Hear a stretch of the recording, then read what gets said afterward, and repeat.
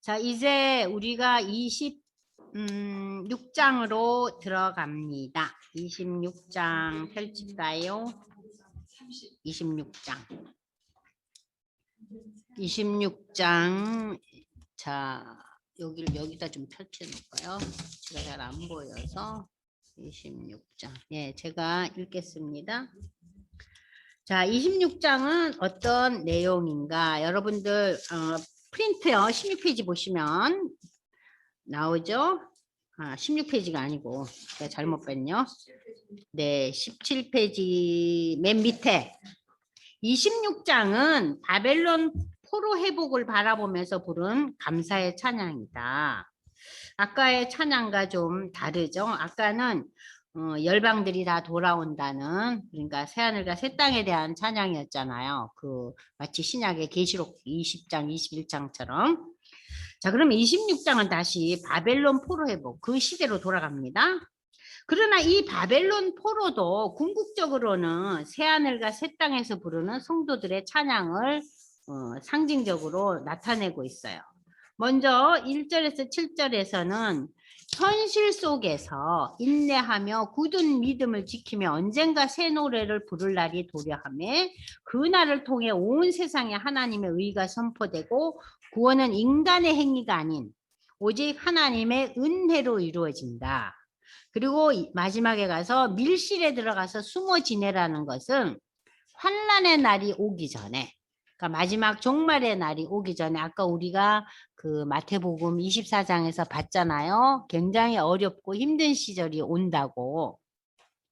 인내하면서 기도하다. 밀실에 들어가라는 것은 인내하며 기도하라는 거예요.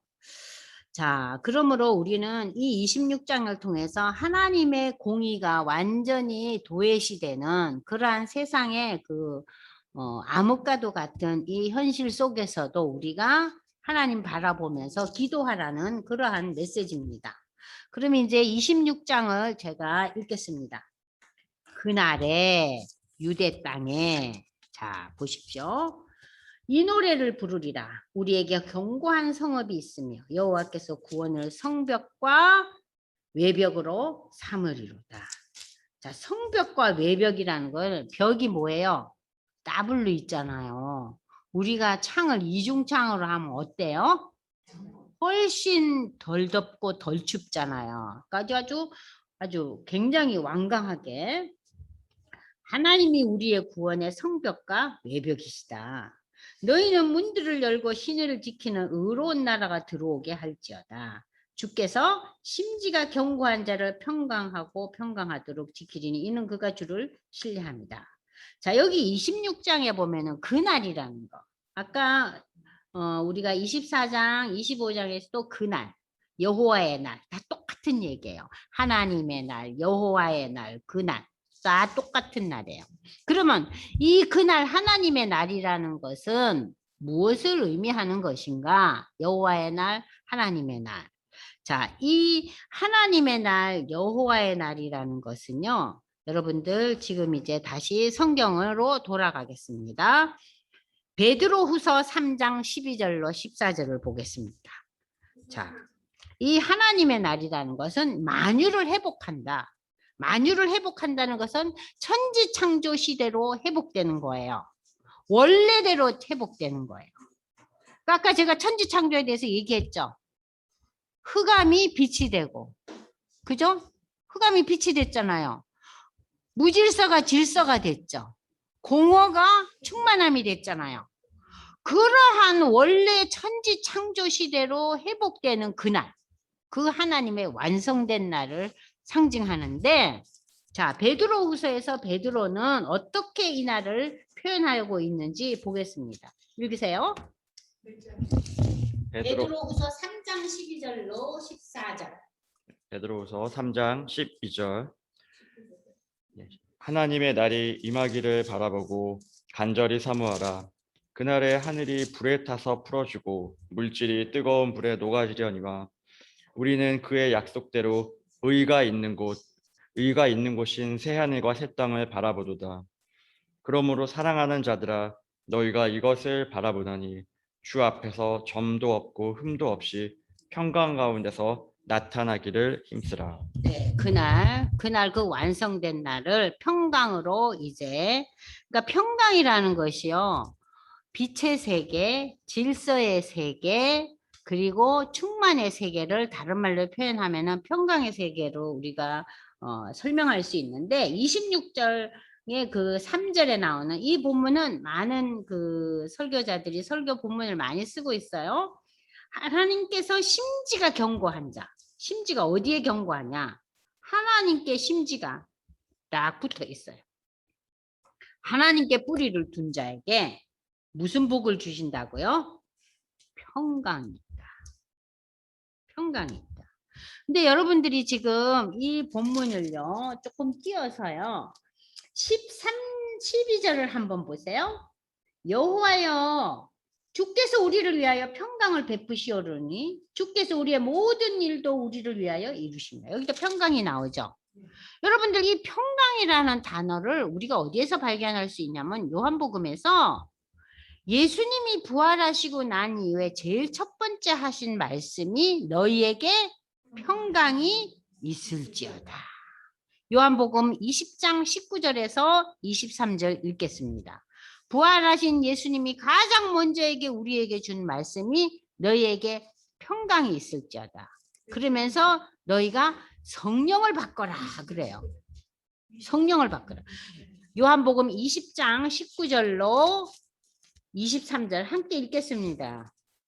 자, 부활하신 예수님의 말씀을 우리도 한번 되새겨 보면서 요한복음, 지난번에 우리 요한복음 공부할 때 이거 다 배운 얘기예요. 요한복음 20장 19절로 23절 보겠습니다. 20장 19절. 요한복음 20장 19절로 23절 읽겠습니다. 이날 곧 안식 후 첫날 저녁 때 제자들이 유대인들을 두려워하여 모인 곳의 문들을 닫았더니 예수께서 오사 문이 닫혀 있는데 예수님이 오셨어요. 그죠? 공간을 완전히 극복한 분이죠. 자, 예수께서 오사 가운데 서서 이르시되 너희에게 무엇이 있을지어다? 평강이 있을지어다. 이 말씀을 하시고 손과 옆구리를 보이시니 제자들이 주를 보고 기뻐하더라. 예수께서 또 이르시되 너희에게 평강이 있을지어다. 아버지께서 나를 보내신 것 같이 나도 너희를 보내노라. 이 말씀을 하시고 그들을 향하사 숨을 내쉬며 이르시되 뭐라고요? 성령을 받거라. 그러면 너희가 누구의 죄든지 사하면 사야질 것이요 누구의 죄든지 그대로 두면 그대로 있으리라. 이 성령이 우리에게 주신 선물이에요. 그래서 우리가 기도하면서 상대방을 향해서 축복할 수도 있고 상대방을 용서할 수도 있고 상대방에 대해서 저렇게 나쁜 짓 하고 저렇게 정말 어떻게 저럴 수가 있느냐 할 때는 하나님 저 사람은 어떻게 제가 할 수가 없네요. 하나님 다스려 주시옵소서. 그렇게 기도하라는 거예요. 네? 자, 평강의 성령에 대한 얘기가 여기 요한복음 20장에 나오죠. 그게 부활하신 이후에 예수님의 첫 번째 말씀이에요. 근데 여기서 지금 이사야서 26장에 하나님께 심기가 굳은 자는 어떤다고요? 평강의 복을 누릴 것이다. 그러므로 너희는 여호와를 영원히 신뢰하라. 주 여호와는 영원한 반석이시다. 반석이시래요. 높은 데 거주하는 자를 낮추시고 솟은 성을 헐어 땅에 엎으시되 진토의 밑에 뭐예요? 가루로 만들어 진토가 가루 아니에요. 흙더미로 만들어. 발이 그것을 밟으리니 곧 빈궁한 자의 발과 곰핍한 자의 걸음이로다. 의인의 길은 정직하며 정직하신 주께서 의인의 척견을 평탄케 하시는 여호와여 주께서 심판하시는 길에서 우리가 주를 기다려 싸우며 주의 이름을 위하여 또 주를 기억하려고 우리 영혼이 사모하였나이다. 여러분들 마치 지금 읽는 거 시편 같죠? 그죠? 밤에 내 영혼이 주를 사모하였사온즉 내 중심이 주를 간절히 구하리니 이는 주께서 땅에서 심판하시는 때 세계의 거민이 의를 배움이니이다. 악인은 은총을 입을지라도 의를 배우지 아니하며 정직한 자의 땅에서 불의를 행하고 여호와의 위엄을 돌아보지 않은. 그러니까 하나님에 대한 마음이 없고 하나님을 두려워하지 않는 거죠. 그죠? 자기 뜻대로 살고 자기를 주장하는 거예요. 여호와여 위엄을 돌아보지 아니한다는 그랬어요.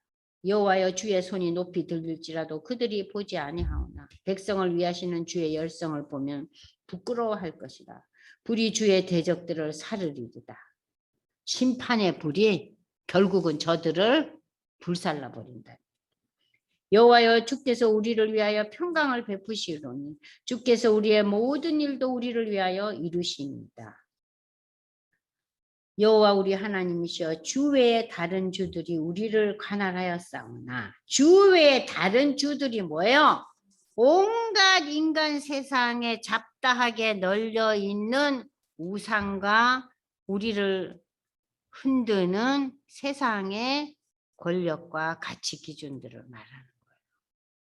우리가 하나님 앞에 신앙 고백하고 이렇게 신앙생활을 한다 하면서도 우리가 얼마나 자주 넘어집니까?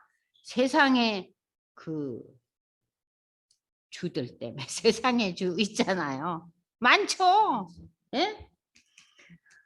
자, 그러나 여호와 우리 하나님이여 하나님의 다른 그 신적인 존재와 같은 그 막강한 힘을 가진 것들이 우리를 흔들지만 우리는 결국은 하나님만 의지하고 하나님을 이름을 부르겠습니다. 그들은 죽었은즉 다시 살지 못할 거야. 세상의 온갖 파워와 능력이 다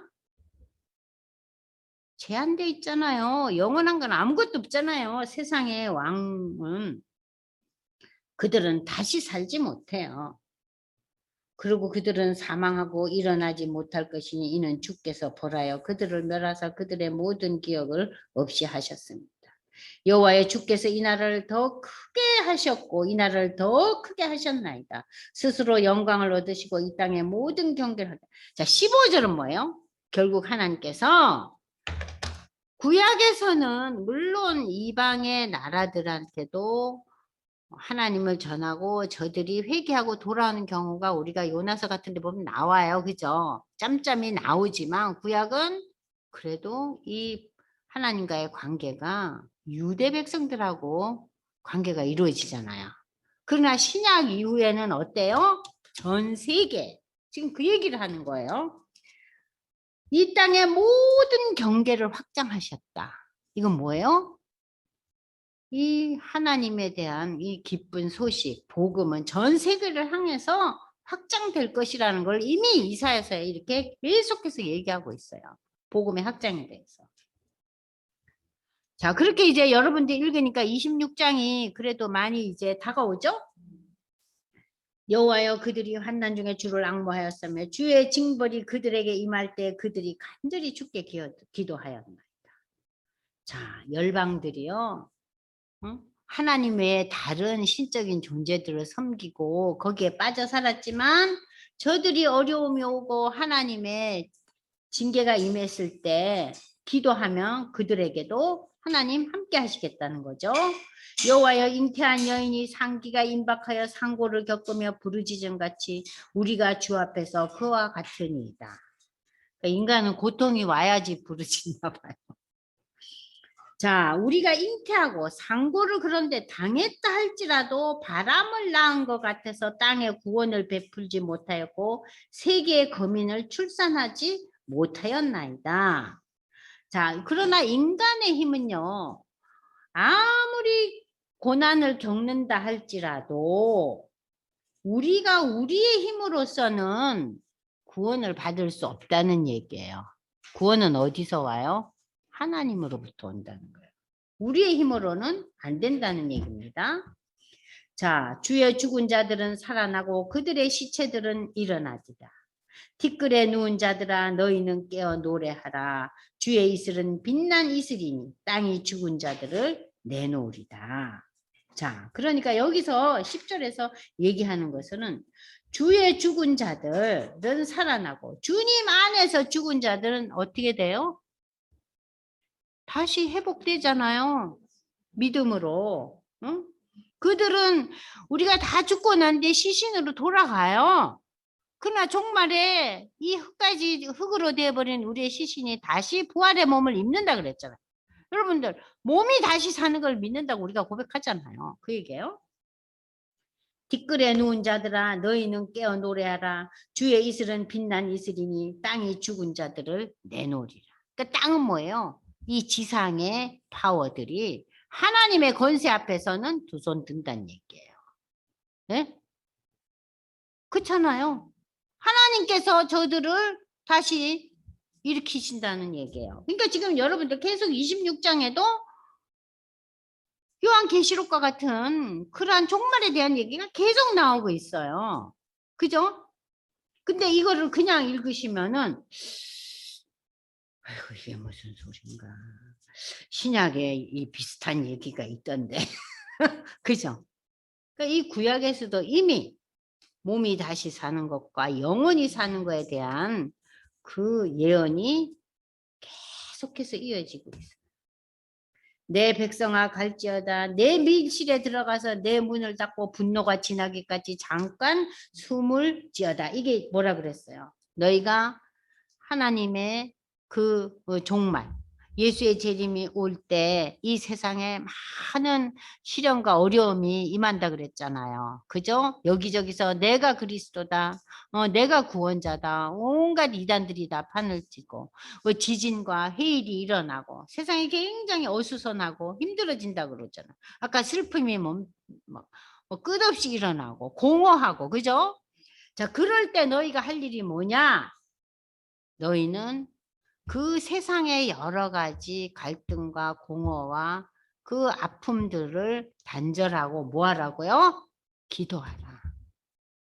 그래서 초대교회 교인들은요, 굉장히 박해를 많이 받았잖아요. 그래서 그들이 뭐라 그랬어요? 그들의 기도가 그 고린도 후서 맨 마지막에 나오는 기도문이에요. 주 예수여 어서 오시옵소서. 응? 마라나타였어요. 이 마라나타가 예수의 재림을 상징하는 거거든요. 예수님 오셔서 우리를 이 고통 가운데서 빨리 건져 주시옵소서. 그래서 계시록도 맨 마지막에 뭐예요? 예수님 어서 오세요 아니에요. 그죠? 그러니까 우리의 기도의 결론은 뭡니까? 예수님 어서 오세요. 네? 빨리 좀 오세요. 너무 고통스럽습니다. 그래서 기도하라는 거예요. 보라 여호와께서 그의 처소에서 나오사 땅의 거민의 제약을 벌하실 것이라. 땅이 그 위에 잦았던 피를 드러내고 그 살해당한 자를 다시는 덮지 않냐. 21절 하나님께서 세상을 완전히 둘러엎으신다는 얘기예요. 이게 계시록적인 얘기죠. 요한계시록에 나오는. 자, 그러면서 이제 26장은 자, 새 왕국에 대한 그러한 이제 찬양으로 펼쳐지고 있습니다. 그래서 이 26장에서는 우리가 종말의 시대를 바라보면서 또 종말을 겪으면서 이 땅에 살면서 낙담치 않고 하나님을 앙망하면서 위기와 시련 가운데서도 마라나타의 기도를 하면서 하나님의 때를 기다리며 기도하라는 얘기가 마무리되고 있어요. 그러면 27장은 뭔가? 27장은 홍 집사님 1절에서 13절 지금 시간이 없으니까 제가 읽고 하겠습니다. 그날에 여호와께서 그의 경고하고 그날이 또 나옵니다. 예? 그날 여호와의 날 여호와께서 그의 경고하고 크고 강한 칼로 날랜 뱀 리워야단 곧 꼬리 꼬불꼬불한 뱀 리워야단을 벌하시며 바다에 있는 자 여러분들 리워야단 뱀 용 이게 다 뭡니까? 이 리워야단이라는 것은요 하나님을 대적하는 세력을 말해요. 그래서 때로는 불신 세상 또는 그 사단을 상징하기도 해요. 응? 그래서 이 리워야단이요 욥기에도 나와요. 리워야단. 그러니까 하나님을 대적하는 불신 세상 또는 이 사단을 상징하고 있는데 이 여기에서의 그 리워야단은 바벨론 왕국을 또 한편으로 상징하고 있어요. 이 바벨론을 벌하신다는 건 뭐예요? 바벨론을 멸망시키고 바다에 있는 용도 리워야단하고 똑같이 하나님 대적하는 세력 사단 불신 세상을 얘기하는데 여기서 이 용은 현실적으로 애굽을 상징해요. 네네네. 그러면은 이 시대에 남유다 왕국이 마지막에 하나님께서 너희가 바벨론에게 복종하라 그러잖아요. 그죠? 그런데 이 유다 왕국이 애굽하고 관계를 맺죠. 예? 야, 니네가 내 말 안 듣고 애굽에 붙었네? 그 애굽도 다 없애버린다는 거예요. 그러니까 결국은 바벨론이건 이 애굽이건 하나님을 대적하는 모든 불신 세상과 세력들은 다 하나님께서 어떻게 하신다고요? 없애버리신다. 그래서 결국 역사적으로 이 리오야단에 해당하는 바벨론 왕국도 명하고 애굽도 다 망하잖아요. 그날에 너희는 아름다운 포도원을 두고 노래를 부르자. 이 아름다운 포도원이라는 것은 예루살렘을 가리키고 오늘날 우리에게는 교회를 상징해요. 나 여호와는 포도원지기. 하나님은 뭐예요? 이 포도원지기예요. 포도원의 주인이에요. 포도원을 다스리는 자, 포도원을 돌보는 자예요. 때때로 물을 주고 밤낮으로 간수하고 아무든지 해치지 못하게 하죠. 나는 포도원에 대하여 노함이 없나니. 그러니까는 이 예루살렘이나 교회에 대해서 노함이 없나니. 찔레와 가시가 나를 대적하여 싸운다 하자. 찔레 가시가 뭐예요? 우상을 섬기고, 그죠? 부패하고, 응? 때로는 교회와 예루살렘 내에도 있는 내부 안에 갈등과 문제를 일으키는 대적 세력이 있죠. 그 모든 걸 다 포함하는 거예요. 하나님 대적하는 세력이에요. 이 찔레와 가시는 나를 대적하여 싸운다 하자. 내가 그것을 밟고 모아 어떻게 한다고요? 불살른다. 다 둘러 엎으시겠다는 거예요. 그리하지 않으면 내 힘이 의지하고 나와 하친하며 나와 하친할 것입니다. 후일에는 야곱의 뿌리가 박히며 이스라엘의 우미 돋고 꽃이 필 거예요. 그들이 결실로 지면을 채. 이게 다시 종말에 모든 지구상의 수많은 백성들이 하나님 앞에 돌아온다는 얘기예요. 야곱의 뿌리가 박힌다. 이스라엘의 우미 돋는다는 거예요. 믿음의 꽃이 어디에서 나옵니까? 아, 야곱이잖아요. 응? 아브라함과 이삭과 야곱. 야곱의 또 다른 이름이 이스라엘 아니에요. 자, 그들에게서 믿음이 처음 하나님과의 관계 속에서 전수되었다가 종말에는 그들이 꽃을 피우는 것이 로마서 여러분들 읽으시면 9장에서 11장 이방인에 대한 하나님의 놀라운 구원의 역사 나오죠. 그래서 그 구원의 역사가 온 세계를 가득 채울 거다. 지면을 채우리라. 주께서 그 백성을 치셨던들 그 백성을 친 자들을 치신가 같겠으며 백성이 죽음을 당했지만 백성을 죽인 자가 죽임을 당한. 그러니까는 대적한 자들이 믿음을 가진 자들과의 갈등 속에서 일어나는 여러 순교나 여러 가지 아픔이나 고난의 세월이 내가 그 대적자들을 치는 것과 비교가 되냐? 게임이 안 된다는 거예요. 하나님은 이 세상에 하나님이 원하지 않는 그 모든 것은 어때요? 다 멸망시켜요. 그러니까 이 세상의 대적자들이 너희들에게 주는 환난과 고통과는 비교가 안 되는 거죠. 그죠? 그 얘기를 하고 있어요. 어찌 그것과 비교하겠느냐? 응? 주께서는 하나님의 백성을 적당하게 견책하세요. 적당하게는 뭐예요?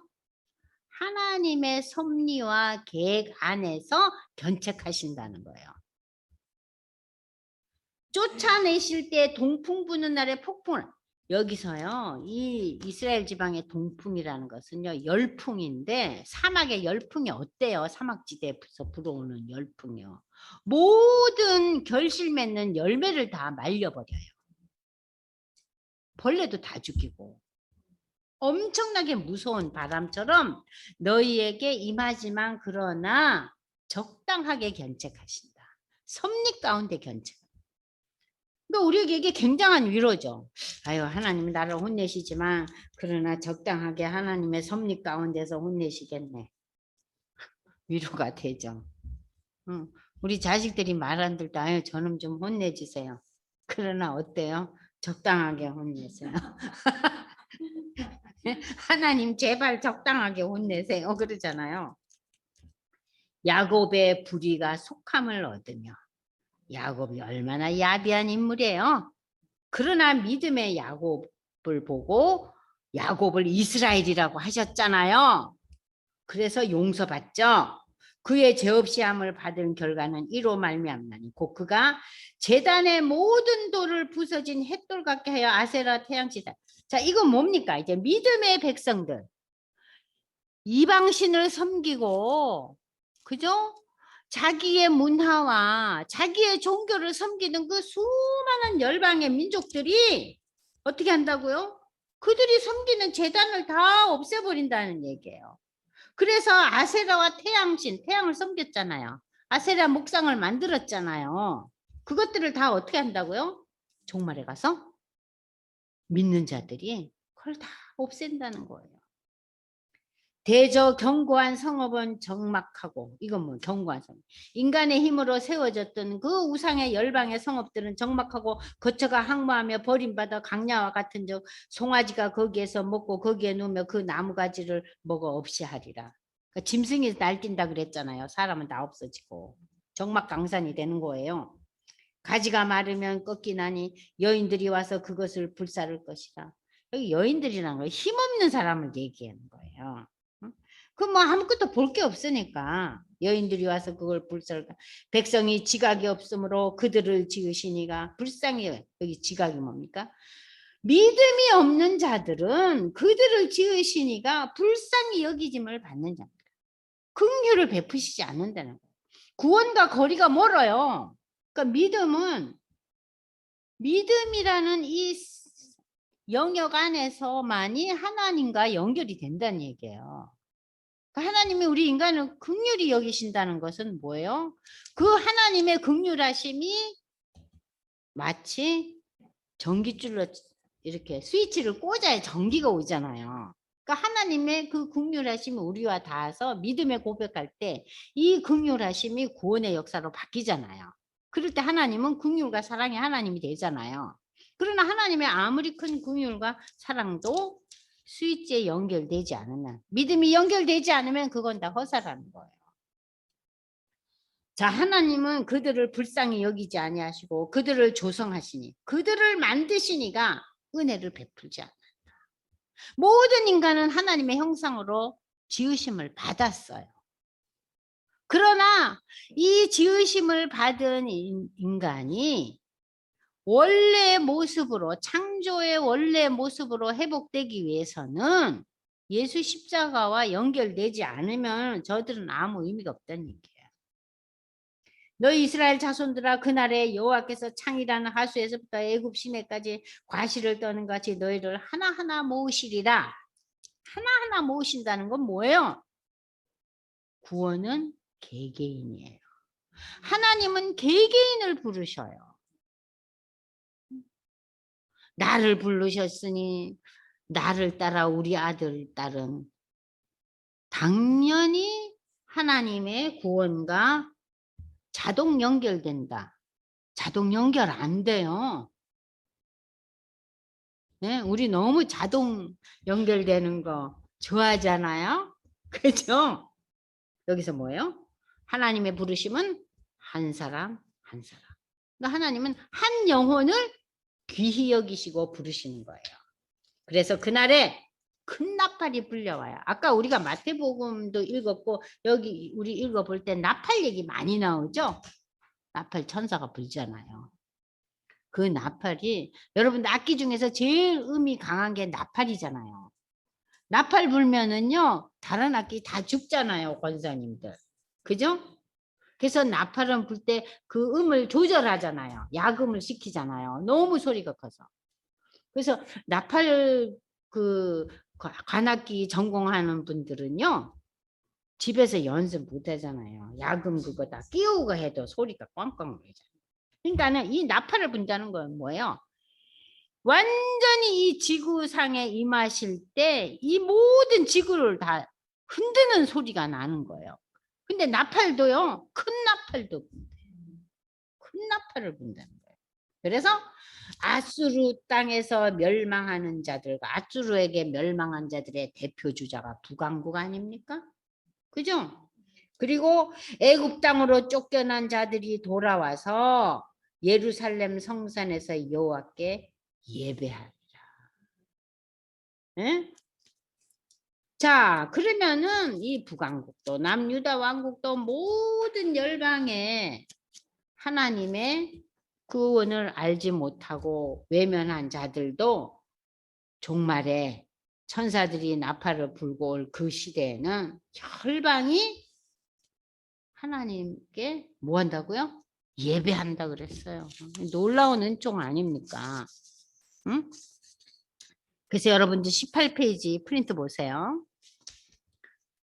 자, 24장은 온 인류를 향한 하나님의 심판이요. 25장은 세상을 심판하시는 하나님을 찬양. 26장은 심판하시는 하나님께 영광을 올려드리는 찬송. 자, 27장에 와서는 이제 어둠의 세력. 응? 어둠의 세력이라 그랬잖아요. 하나님을 대적하는 세력. 그 세력 이워야단에 대한 심판을 예언하고 포도원 비유를 통해서 하나님께서 남은 자를 끝까지 보호하시고 사랑하시는 하나님에 대한 예언. 그리고 자기 백성을 어떻게 징계하신다고요? 적당하게 견책한다 그랬잖아요. 응? 징계하시나 완전히 멸하지 않으신다는 거예요. 적당하게 견책한다. 완전히 멸망의 구름통으로 내려앉게 하지는 않으시고 거기서 건져주신다는 거예요. 그리고 이제 큰 나팔을 분다는 것은 신약에서 예수의 재림을 가리키는 표현이에요. 예수의 재림을 가리키는 표현입니다. 그래서 여러분들이 자, 이 27장에 와서 이제 그 나팔을 울리면서 예수의 재림에 대한 얘기를 더 확고부동하게. 그래서 자, 그날에 아수르와 애굽 땅 전 세계 그 지금 아수르 지역, 애굽 지역이 다 지금 중동 지역 아니에요? 그죠? 그들도 어떻게 된다고요? 하나님의 남은 자가 된다는 거예요. 그러니까 중동 사람들이 돌아오고 마지막으로 누가 돌아와요? 예루살렘 유대인들이 돌아와서 그때가 지구의 종말, 세상의 종말, 하나님의 날. 그래서 그들이 하나님을 경배하는 궁극적인 승리를 지금 27장 13절에서 이야기하고 있습니다. 자, 그러면 우리가 오늘 읽은 23, 24, 25, 26, 27장 계시록과 연결해서 우리가 쭉 읽어봤는데요. 하나님의 은혜로 두로를 하나님께서 아주 그냥 징계하시지만 다시 풀어주시죠. 그러나 다시 저들이 세상의 물질과 세상의 부요에 빠지니까 하나님께서 저들을 멸망시켰잖아요. 그래서 그 땅을 황무지로 만들어 버렸다 그랬잖아요. 그럴 때 우리가 무슨 생각이 들어요? 이 세상은 누가 다스리느냐? 하나님이 다스린다.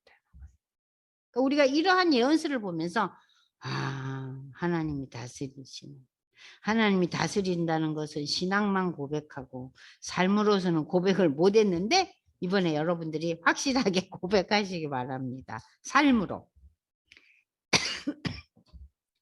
자, 26장의 찬양은 새 왕국, 새 하늘과 새 땅에서 부를 찬양이에요. 그리고 27장 우리 오늘 마지막 읽은 그 마지막 그 하나님께 돌아올 자들, 그 믿음의 성도들, 그걸 이제 생각하시면서 여러분들 이 시간 끝내기 전에 계시록 5장에서 9절에서 14절을 다시 한번 읽어보겠습니다. 계시록 5장.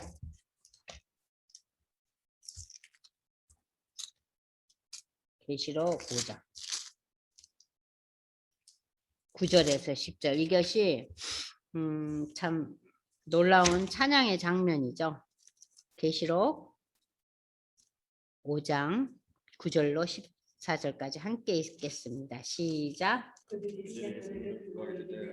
두루마리를 가지시고 그 인봉을 떼기에 합당하시는도다. 일찍이 죽임을 당하사 각 족속과 방언을 백성과 나라 가운데서 사람들을 피로 사서 하나님께 드리시고 그들로 우리 하나님 앞에서 나라와 제사장들을 삼으셨으니 그들이 땅에서 왕노릇하리로다 하더라.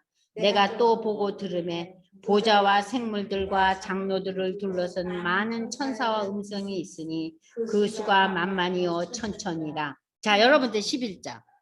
믿음의 그 신앙 고백하고 하나님의 나라에서 찬양하는 수가 무엇이라고요? 엄청나다는 거예요.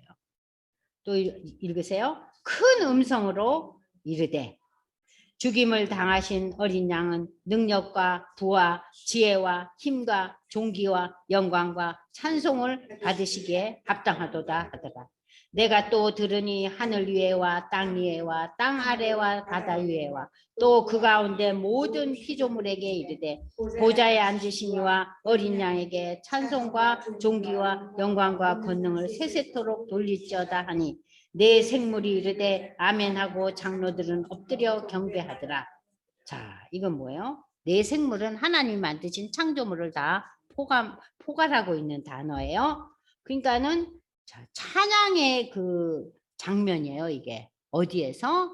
완성된 새하늘과 새 땅에서, 천국에서 찬양하고 있는 거예요. 아시겠죠? 그래서 이 장면을 여러분들이 27장에 나오는 그 마지막 절, 그 완성된 하나님의 나라에서 하나님께 예배한다는 그것과 연결돼서 여러분들이 이해하시면 이사야서는 결국은 예수의 초림과 물론 그 시대에 유대 백성들이 바벨론 포로에서 돌아오고 회복된다는 가장 역사적으로 가까운 시대에 대한 예언이 첫 번째라면 그보다 더 중요한 의미는 예수의 초림과 예수의 죽으심과 부활하심과 그리고 예수의 재림까지. 그래서 이 요한계시록에 나타나 있는 마지막 새하늘과 새 땅을 다 아우르고 있어요. 이 이사야 예언서가. 그래서 여러분들이 그 신약적인 배경을 가지고 이사야서를 읽어야지만이 이사야서의 이해가 가능합니다. 자, 오늘 여기까지 이제 강의하는데요. 여러분들 잘 들으셨어요? 잘 들으셨어요? 유선옥 집사님, 뭐 다들 오셨네. 이순옥 집사님. 네. 그러면 이제 다음 주 시간 오시기 전에요. 오늘 여러분들이 읽었던 23장에서 27장을 읽어보시면서 계시록의 내용, 또 신약의 마태복음과 베드로후서 여러 제가 이제 고린도전서 그 내용들을 여러분들이 한번 찾아보면서 이 이사야서의 예언이 신약에 어떻게 성취되고 어떻게 이것이 진행되고 있는가 그것을 연결해서 생각해 보시고 또 묵상해 보시면 여러분들의 신앙에 큰 도움이 될 것 같습니다. 기도하겠습니다. 하나님 아버지 감사합니다. 오늘 이 시간 저희가 이사야서를 통해서 그 신약의 계시록의 내용과 고린도전서, 베드로후서, 마태복음에 나타난 예수님의 그 종말에 대한 말씀들과 구체적으로 연결되고 있음을 우리가 발견했습니다. 하나님 이제 저희가 성경을 읽을 때마다 하나님의 놀라운 예언과 성취가 구체적으로 이루어졌음을 다시금 확인하면서 우리의 먼 미래 앞으로 오실 예수님에 대한 그 재림의 역사가 너무도 구체적이고 확실한 사건임을 일어날 사건임을 기대하며 기다리는 저희 준비하는 저희가 될 수 있도록 하나님 인도하여 주시옵소서. 오늘도 저희에게 말씀으로 함께해 주심을 감사드리며 예수님의 이름으로 기도드리옵나이다. 아멘.